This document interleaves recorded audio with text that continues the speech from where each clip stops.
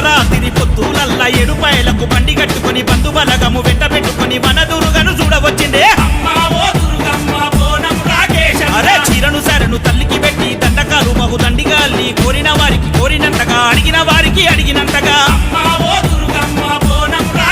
అరే పటము మీద కూసుండే ప్రశ్నకు బదులిచ్చిండే భక్తుల బాధలు తీర్చగా వన దుర్గను వేడుతుండే. నీడే పట్టు చీర గట్టిండే వైర వైర నిమ్మ పండు